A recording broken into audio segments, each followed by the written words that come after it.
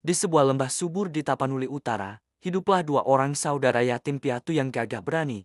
Datu Dalu sang kakak dan Sang Maima sang adik. Mereka tidak mewarisi harta, namun mewarisi ilmu bela diri yang sakti dan keahlian meramu obat-obatan dari mendiang ayah mereka. Sang ayah juga mewariskan sebuah tombak pusaka yang berharga kepada Datu Dalu sebagai anak tertua. Suatu hari, Sang Maima hendak pergi berburu. "Kakak," sapanya pada Datu Dalu, "bolehkah aku meminjam tombak pusaka untuk berburu babi hutan?"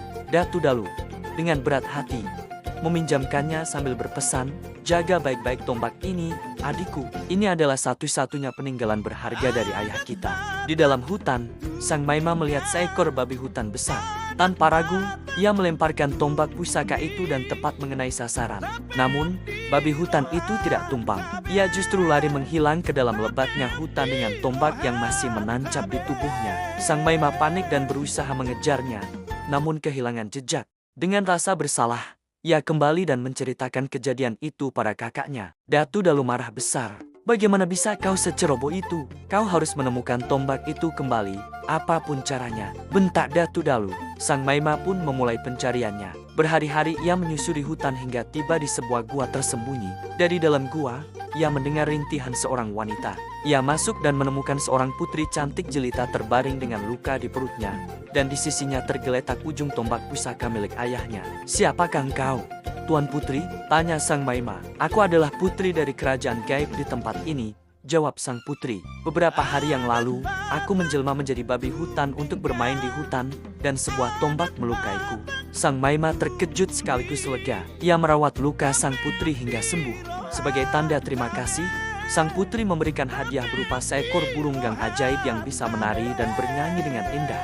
Sang Maima kembali ke rumah dengan membawa burung gang itu. Ia menceritakan semuanya pada Datu Dalu dan menyerahkan ujung tombak pusaka. Datu Dalu terpesona dengan keindahan burung gang itu. "Adikku, bolehkah aku meminjam burung gang itu untuk kupamerkan pada teman-temanku?" pinta Datu Dalu. Sang Maima mengizinkannya, namun malang tak dapat ditolak. Saat berada di tangan Datu Dalu, burung gang ajaib itu terbang dan menghilang. Datu Dalu panik dan mencoba menggantinya dengan uang, tetapi Sang Maima menolak mentah-mentah. "Tidak bisa, kakak, kau harus menemukan burung itu kembali." Amarah Sang Maima memuncak, merasa kakaknya tidak menghargai usahanya. Pertengkaran hebat pun tak terhindarkan. Keduanya yang sama-sama sakti saling menyerang. Di puncak amarahnya, Datu Dalu mengambil sebuah lesung losung dan melemparkannya ke arah Sang Maima.